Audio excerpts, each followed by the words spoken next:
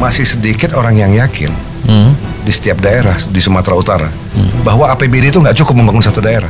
Ya, memang kenyataannya. Cukupnya untuk dilotap. Untuk membangun nggak cukup. Perlu investasi. Ya. Siapa yang berinvestasi? Swasta. Swasta. Perlu lapangan kerja. Lapangan kerja, lapangan usaha. Siapa yang buat? Pengusaha. Saya bukan nakut-nakuti, tapi saya sedang takut. Dan harus saya pastikan bahwa ini tidak terjadi. Dulu orang nggak sekolah bisa kerja. Ya. Sekarang orang yang sekolahnya tinggi belum tentu bisa kerja. Belum tentu bisa kerja.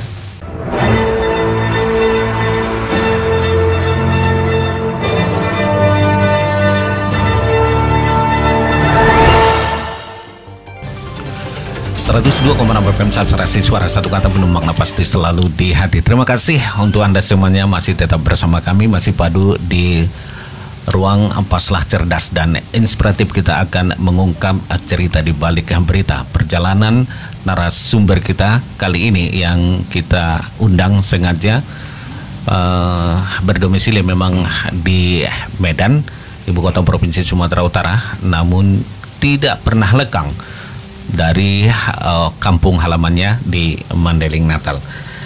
Kita akan berbicara masalah bisnis. Karena memang tema kita di sini, Ipan Iskandar itu di tengah pusaran bisnis dan politik. Biasanya orang berbisnis tujuannya berpolitik gitu.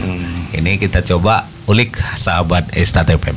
Nah, sekarang Anda menekuni, artinya aktif di organisasi profesi, katakanlah begitu, di Kadin Kamar Dagang dan Industri, seorang ketua umum di Sumatera Utara.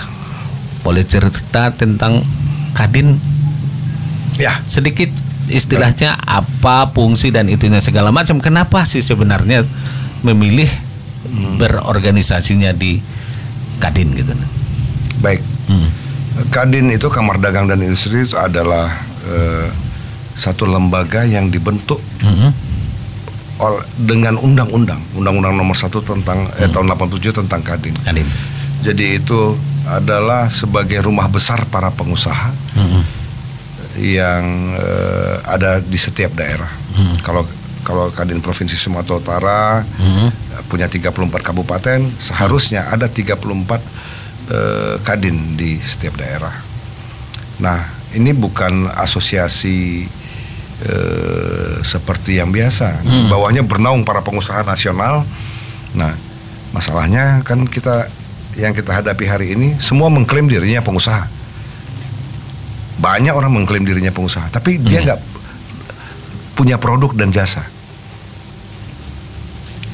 Bagaimana menjadi seorang pengusaha nggak punya produk dan jasa yang diberikan? Udah punya jasa.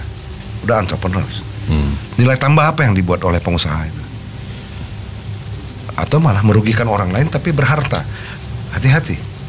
Ini tipis sekali apanya. Makanya. Jadi boleh-boleh saja mereka mengklaim, tapi apa produk dan jasanya?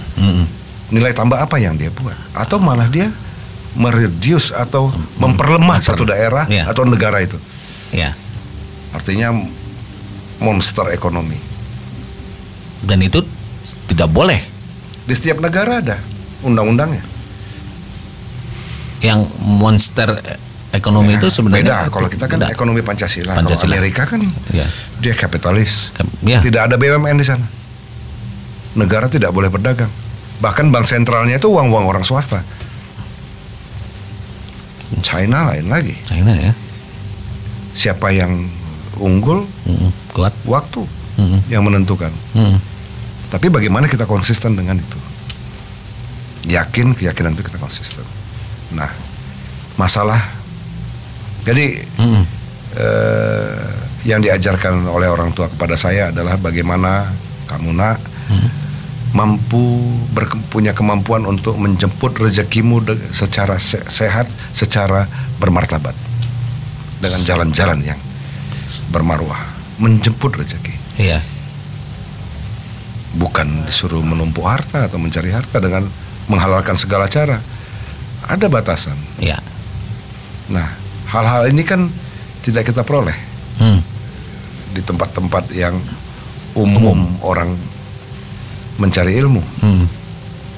Nah, di sini batasan ini, platform ini sudah dibuat oleh orang tua. Bukan uangnya, Bukan.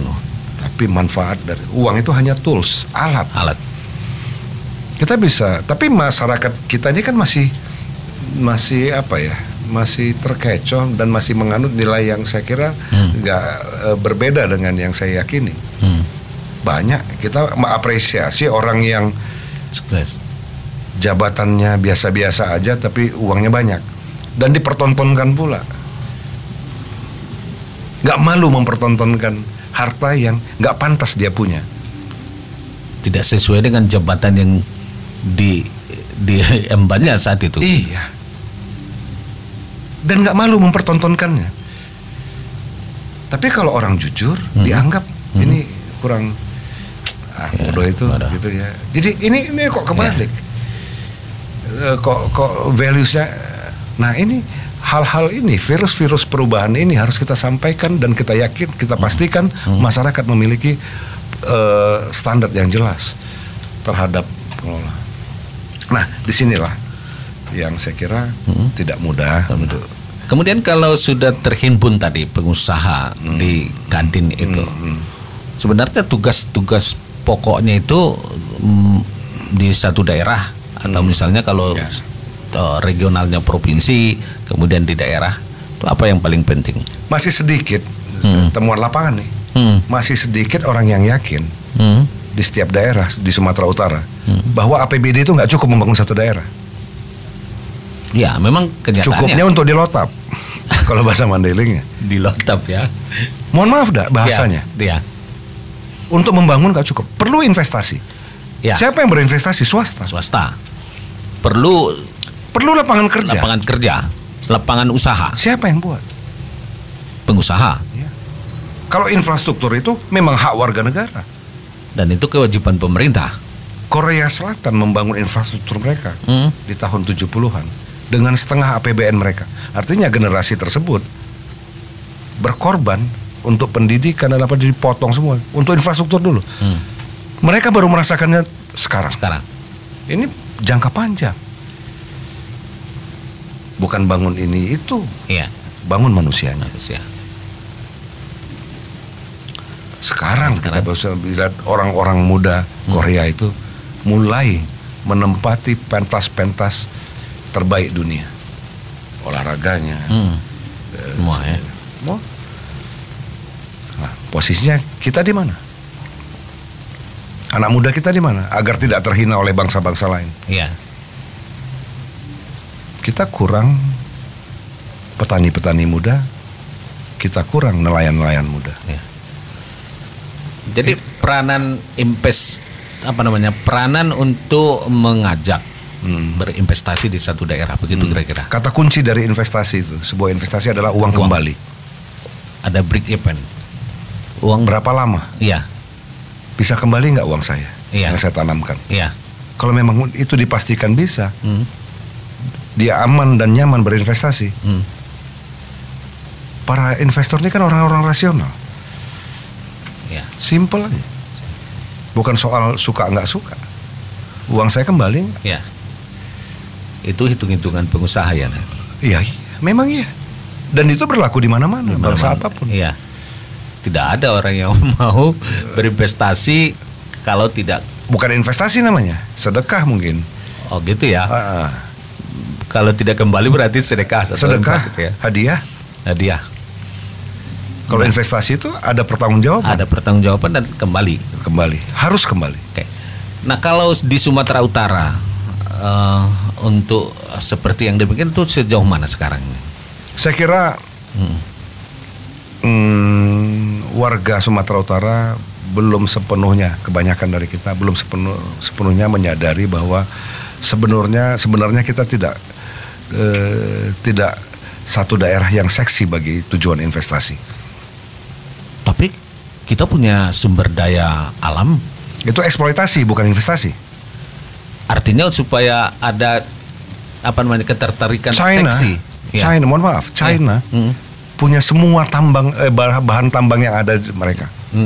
Mereka juga punya batu bara, mereka punya nikel, mereka punya emas. Tapi kenapa mereka tidak mengeksploitasinya. Mereka justru beli, ini politik dagang ya. Politik dagang. Ini politik dagang. Bukan dagang politik. Bukan dagang politik. Itu nanti kita mau bicara soal itu. Iya. Mereka juga punya tambang-tambang itu. Iya. Tapi mereka menyimpan itu untuk anak cucunya. Untuk generasi setelah mereka. Kalau masih bisa beli, kita beli. Toh belinya dengan uang. Uang itu kertas dan tinta. Mereka bisa cetak. Nilainya. Iya. Mereka kalau mampu beli dulu.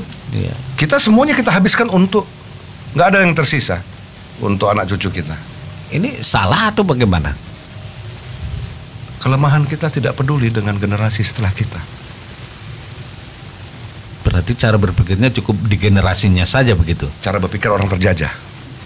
Aji mumpung. Terlalu lama kita barangkali Ya. bersama Belanda dulu.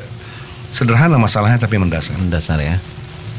Yang ada di pikiran kebanyakan orang tua adalah mewariskan harta. Dan itu cara orang tua kita kan? Tidak, saya bukan itu tujuannya. Tidak ya. Tapi bagaimana kami siap kalaupun berkemampuan atau kaya istilahnya, pantas jadi orang kaya. Karena nggak semua orang kaya pantas. Berharta pun belum. Karena nggak bermanfaat dia dengan kekayaannya. Gak banyak orang nggak pantas jadi orang kaya, mohon maaf. Ya. Karena nggak bermanfaat bagi yang lain. Orang kaya itu bermanfaat bagi orang lain ya. Iya, karena Allah punya maksud melebihkan rezekinya. Do good things. Perhatikan orang-orang besar. Siapa nama Jeff Bezos, yang punya Amazon, pendiri foundernya Amazon, Bill Gates, ya. pendiri Microsoft, Steve Jobs, pendiri Apple. Elon Musk, Tesla dan SpaceX. Apa yang mereka lakukan? Apakah mereka tipe penumpuk harta? Elon Musk, saya baru bertemu Elon Musk di Westin. Elon Musk itu asetnya 3.500 triliun. Apa yang mereka lakukan? Bisnis apa yang mereka lakukan? Mereka hanya melakukan kesamaan dari mereka ini adalah do good things to other people. Lakukan hal-hal baik untuk yang membahagikan orang lain, memudahkan orang lain, memudahkan urusan orang lain untuk orang lain. Hanya itu. Membuat mobil listrik, membuat komputer yang bisa digunakan dari cucu sampai ompong. Hanya pencet-pencet. Simple. Mereka lakukan. Dan apakah mereka berhenti? Tidak, mereka berproses. Prosesnya. Karena tujuannya bukan mencari uang. Do good things tadi, bikin hal-hal baik. Inovasi. Uang itu datang. Kira-kira begitu yang saya tarik pahami. Iya, saya tarik lagi. Kenapa tidak seksi Sumatera Utara misalnya untuk berinvestasi tadi? Jadi masih pertama banyak daerah Indonesia itu hanya seksi bagi pasar produk-produk mereka dari luar. Ya, bagus buatnya di luar karena jumlah penduduk banyak ya. Jual di sini. Nah, untuk berinvestasi itu banyak sekali syarat-syarat yang diperlukan agar investasi itu berhasil. Pertama, terutama soal manusianya, skill, mindset ya. Kemampuan produktivitas itu belum kita latih, sedikit sekali. Jadi perusahaan-perusahaan itu harus keluar uang lagi untuk melatih, karena sistem pendidikan kita sebetulnya bukan sistem pendidikan tapi sistem pengajaran, hanya memindahkan apa yang ada di buku kepada, bukan mendidik. Akhirnya banyak lulusan kita itu yang berilmu tapi nggak diamalkan, yang bergelar tapi tidak ahli. Bergelar tidak ahli. Tidak ahli. Ini sesuatu. Mohon maaf, ini luar biasa ini. Ini yang tapi terjadi. Tapi gelarnya sampai S3. Ahlinya nggak tahu apa. Itu fakta ya. Itu realita yang kita bisa. Kalau soal human capital, kita bicara sumber daya manusia hari ini. Karena tujuannya gelarnya, bukan keahliannya. Itu salah dasar berarti. Ya, menganggap kalau sudah bergelar itu semuanya bisa. Sandiaga Salahuddin Uno nggak pakai gelar. Nggak pakai gelar. Erick Thohir nggak pakai gelar. nggak panjang pun, doktor semua itu. Biasa-biasa aja tampilannya. Karena gelar digunakan pada saat termasuk Anda akademisi. Juga. Anda juga. Kalau saya orang biasa. Kalau saya orang biasa, artinya gini. Bukan itu ukuran, bukan casing tapi konten. Konten ya. Kontennya dong, bukan casingnya. Kalau casing di luar, casing boleh bagus, tapi harusnya kontennya lebih kontennya berguna. lebih produktif ya dan berguna. Kita bahas bermanfaat. antara Android sama iOS. Ya kalau dua-dua nggak punya aplikasi yang sama nggak bisa komunikasi. Ya. Nggak ada gunanya itu.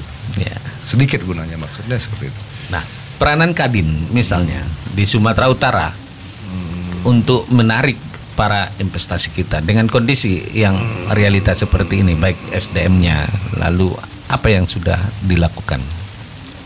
Pertama, tetap menanamkan spirit dan memberikan informasi yang sesungguhnya. Itu ke para pengusaha kita atau ke jaringan tadi, network? Sesama pengusaha dan antar pengusaha. Ya. Jadi terutama adalah memantaskan diri untuk menjadi mitra pemerintah.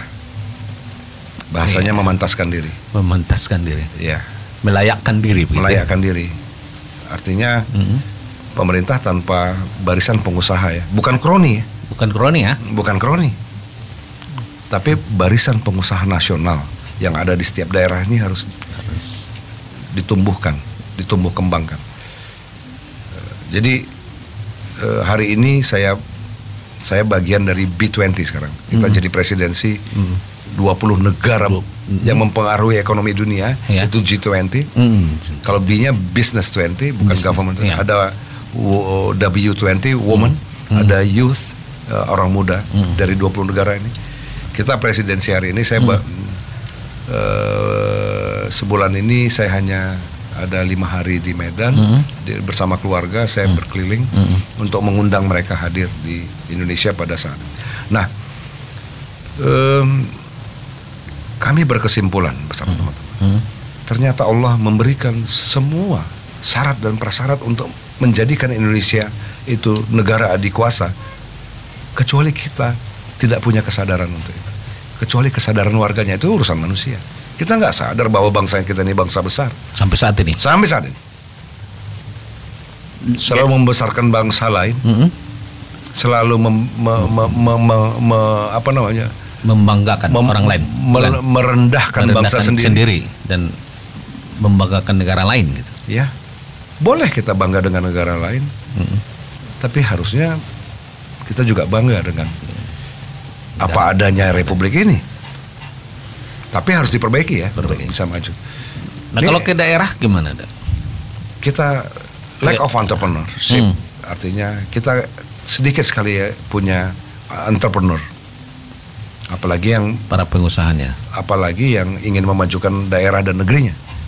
Sekedar untuk diri sendiri, keluarga, dan tiba-tiba umurnya habis. Tak ada legacy. Ya. Ini yang temuan lapangan lagi. Temuan lapangan lagi. Nah, aneh kalau orang yang sudah berharta harus bersusah-susah lagi ke daerah. Itu dianggap aneh. Apa ini? Mau jadi bupati kah atau mau jadi pejabat, bos? Langsung lihat cara berpikir. Iya. Seolah yang bisa memajukan daerah ini hanya bupati atau gubernur. Enggak. Tidak. Peranan pengusaha penting.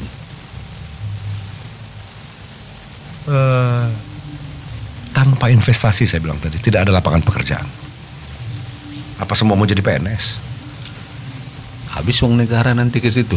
Sekarang seperti itu, lebih banyak belanja rutinnya daripada belanja modal. 70% untuk pengurus, 30% untuk yang diurus. 30%. Itu APBD. Dan itu berlaku nasional. Itu postur yang seperti itu. Apa istimewanya? Ya. Apa istimewanya? Ya. Nah, kalau begitu kan semestinya harus dipermudah untuk bisa orang berinvestasi. Katakanlah kita tarik ke Mandailing dulu nih, Madinah nih. Apakah ini daerah ini tidak seksi juga untuk berinvestasi?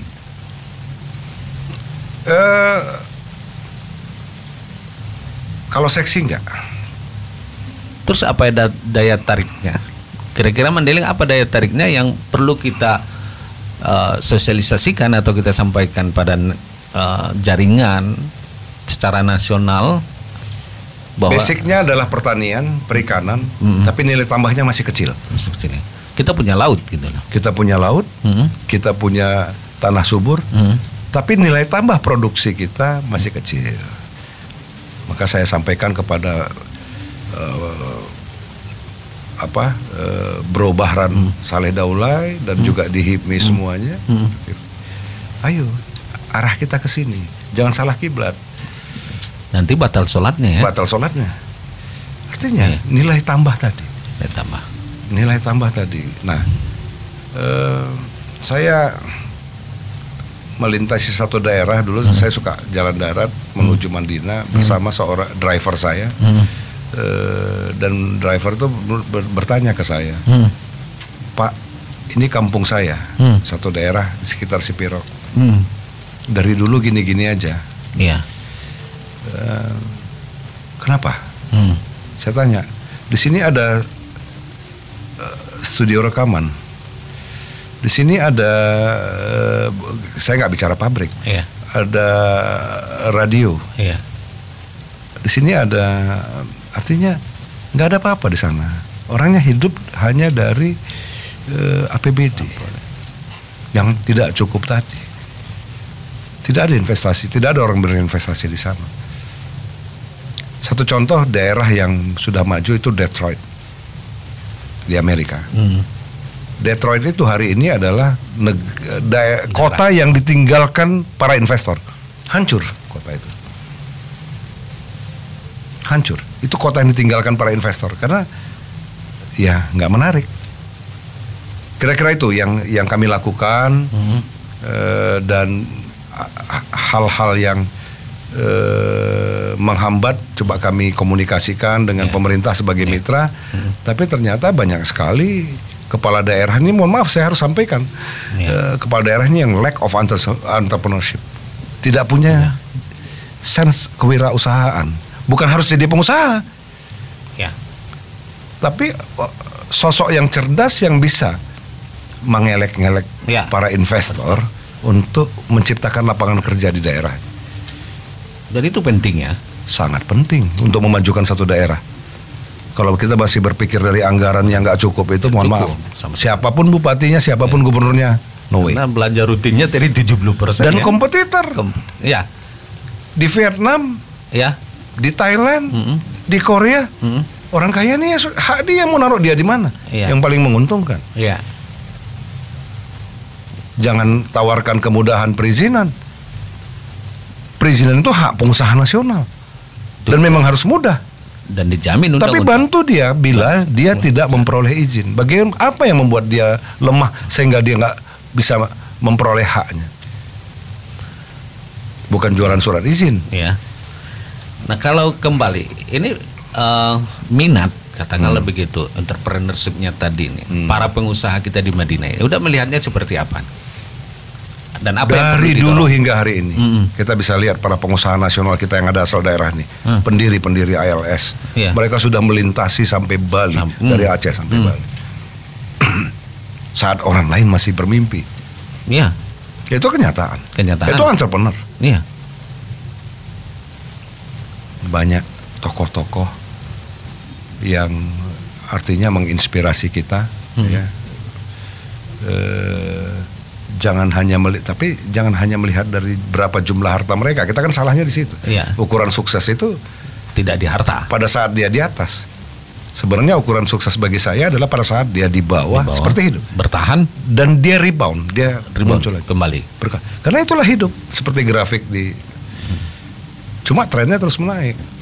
Jangan ukur orang pada saat dia di atas. Dan itu biasanya banyak. Dan itu akan turun lagi. Turun lagi ya. Iya, selalu begitu. Namanya kehidupan. Saya kira itu. Terus peranan itu di Kadin lah, Kadin Mandailing Natal. Program apa yang semestinya sesegera mungkin dalam kondisi saat ini kita yang perlu dilaksanakan atau disinergikan dengan pemerintah atau dikomunikasikan dengan pemerintah? Untuk tadi menumbuhkan agar investasi itu lebih besar lagi di sini. Saya kira ketuanya kebetulan sahabat dan keluarga saya, Pak Bahran Saleh Daulay. Saya sampaikan dan saya perlihatkan dan saya buktikan bahwa you perlu jaringan lebih besar. Yang penting you punya integritas. Integritas ya. Tugas Anda sekarang adalah bagaimana menghimpun kekuatan pengusaha nasional yang ada di daerah ini. Itu dulu. Karena nggak bisa sendiri-sendiri. Iya. Membangun ini nggak bisa sporadis. Bertahap terus. Himpun. Mari kita bicara, mari kita ajak, dan kita selesaikan beberapa permasalahan mendasar yang sebetulnya tidak sulit diselesaikan. Tidak sulit. Masalahnya mau nggak, yakin nggak? Yang sulit itu mau atau tidak dan yakin. Nggak yakin. Kan karena kiblat tadi. Punya kajian berarti kan. Supaya ada itu keyakinan. Ekonom, beda sama pebisnis. Pebisnis itu, entrepreneur itu, angin pun bisa dia rubah jadi rezeki orang. Itu pebisnis. Iya dong. Membayar gaji. Ada lapangan pekerjaan. Apa yang ada ini yang nggak terpikirkan orang bisa. Bisa. Kalau ekonomi itu, ekonom berhitung, mathematics dan statistik diperlukan ya. Diperlukan, sangat diperlukan. Kita selalu mengukur. Itu ekonom. Tapi kalau disuruh berinvestasi belum tentu berani, nyalinya belum tentu ada. Padahal dia ahlinya. Kita menanggung risiko. Ya. Siap nggak? Uang yang sudah ada, yang terbatas itu harus kita investasikan. Iya kalau kembali, kalau enggak. Ya. Risiko tadi banyak orang nggak bisa loh. Butuh keberanian dan nyali ya. Dan keyakinan kepada kekuasaan Allah. Niat ya, kebesaran Allah, keyakinan. Faiza farakta fansab wa ila rabbika farghab. Ya. Saya kira itu yang nilai dari tadi ya. Kalau kita bicara bisnis. Oke. Nah, saya mau ajak tadi secara organisasi. Saya ke personal dulu. Bisnis apa sebenarnya yang digeluti saat ini? Saya hanya meneruskan apa yang dirintis oleh ayah. Ya. Kalau dibilang pengusaha, saya sebetulnya bukanlah pengusaha yang sukses amat, hanya berusaha bertahan, meneruskan dan mengembangkan. Tapi tugas utama saya hari ini di usia yang tidak muda lagi ini adalah memastikan. Usianya memang tidak muda, tapi personalnya kayaknya masih energik nih. Dimudah-mudahkan. Tugas kami, saya dan istri saya memastikan bahwa anak-anak kami pantas meneruskan apa yang sudah dirintis oleh ompong mereka. Dan memastikan bahwa mereka bisa menjadi partner yang baik bagi entrepreneur manapun di seluruh dunia, di bumi Allah ini.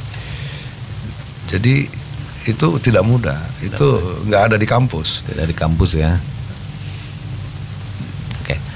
Ekspansinya ada. Kami fokus pada pertanian ya. Food. Jadi ini saya update ya, karena saya di B20 ini kita baru keliling dunia dan melihat keadaan bahwa kita sebenarnya sedang berada di ambang krisis ekonomi global, di mana krisis ini kita bisa lihat indikatornya, inflasi, stagflasi, dan hyperinflasi sedang terjadi. 60 negara sudah menyatakan dirinya krisis. Krisis ya. Negara-negara yang pernah maju tadi. Iya. Kalau kita ini kelihatannya masih biasa-biasa aja kan. Nah, krisis ekonomi global ini diakibatkan oleh krisis pangan dan krisis energi. Di tengah krisis keamanan Ukraina Rusia, pada saat krisis kesehatan belum terselesaikan. COVID. Apa yang terjadi? Lapangan kerja nggak ada. Dulu saya bukan nakut-nakuti, tapi saya sedang takut dan harus saya pastikan bahwa ini tidak terjadi. Dulu orang nggak sekolah bisa kerja. Ya. Sekarang orang yang sekolahnya tinggi belum tentu bisa kerja. Nah ini bukan mudah, ya.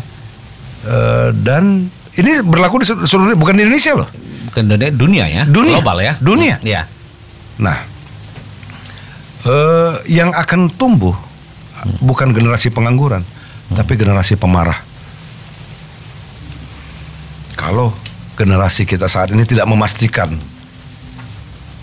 tidak membuat satu upaya keras agar memastikan agar generasi setelah mereka tidak terhina oleh generasi bangsa-bangsa lain. Selainnya, Ini berbeda sekali orang tua kita dengan orang tua mereka.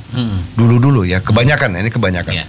Orang-orang tua di Eropa memastikan bahwa mereka membangun Eiffel, mereka membangun Venesia menjadi daerah pariwisata yang menarik, tempat orang menghambur-hamburkan uang. Kita baru cerita pada periode ini. Belum ada yang kita bangun yang menarik orang lain. Baru bicara ini ya. Iya, kita bicara pariwisata apa? Apa yang membuat orang mau keluarkan duit? 1 miliar rupiah dibawa ke Medan 5 hari, dia nggak tahu mau menghabiskan di mana. Kalau hanya sekedar melihat keindahan alam, cepat itu ya. Di wallpaper komputer aja. Bisa ya. Bisa. Alam kita menarik, alam. tapi alam orang sesungguhnya lebih menarik dan tertata. Oh, bahasanya bukan gitu. Alam kita memang menarik, tapi alam orang juga sama menarik, tapi lebih tertata. Lebih tertata dia.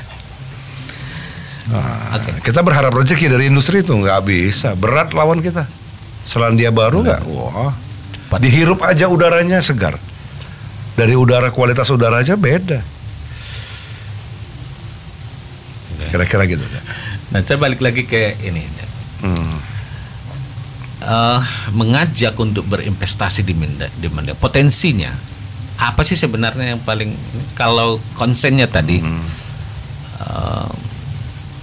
konsen berusahanya tadi di bidang pertanian, ada nggak kira-kira food makanan. Jadi food nilai tambah produk pertanian itu ya makanan food, gitu ya. Food makanan. Jadi apa yang bisa kita lakukan semestinya di Mandailing dengan kondisi ekonomi kita, barangkali daya belinya? Ini sudah punya kajian nggak kira-kiranya? Jadi itu ada strategi jangka pendek, menengah dan panjang. Iya. Tapi nanti ganti bupati ganti lagi nih programnya. Kita kan penyakit kita di situ. Tidak berkesinambungan. Apa yang sudah bagus dulu dibangun, ayo tingkatkan. Jangan bikin program baru yang meniadakan program yang lama. Ini tipikal bukan hanya di banyak daerah. Semua daerah rata-rata. Politik kedengkian juga. Wah, ini baru dapat saya lagi di istilahnya nih, politik kedengkian. Ini mohon maaf. Iya. Kita bicara Indonesia nih, republik kita ini. Iya. Dan kita bicara betul-betul tanpa harus merendahkan siapapun. Iya. Ini problem sederhana tapi mendasar. Tinggi Sabonang, istilah itu penyakit inlander, penyakit orang terjajah. Good ya. Good. Penyakit orang-orang terjajah. Ya. Saya bilang tadi syarat-syarat untuk maju itu harus lengkap. Untuk jadi negara maju itu. Bukan soal bangun ini bangun itu. Nah ini. Madani itu ya. Nggak bisa Kadin saja. Nggak bisa kan. Ya. Dia harus menggerakkan banyak sekali elemen untuk tujuan bersama tadi. Tujuannya nggak sama. Gimana? Ya. Oke, ini kita semakin asik nih sahabat Istad FM, kita semakin masih banyak yang mesti harus kita ulik nih dari narasumber kita ini. Kita manfaatkan saja waktu ini karena waktu dari narasumber kita ini sangat sulit. Baik, sahabat Istad FM, kita break sejenak. Kita akan berbincang nanti, berani berbuat dan konsisten dengan apa yang kita kerjakan adalah langkah awal untuk mencapai keberhasilan.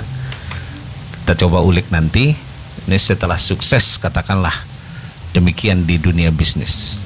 Tapi biasa, dan itu barangkali sudah pada rahasia umum, barangkali begitu. Orang sukses punya sukses di usaha atau bisnis lalu merambah atau menggeluti politik. Adakah ketertarikan dari narasumber kita ini pada posisi politik?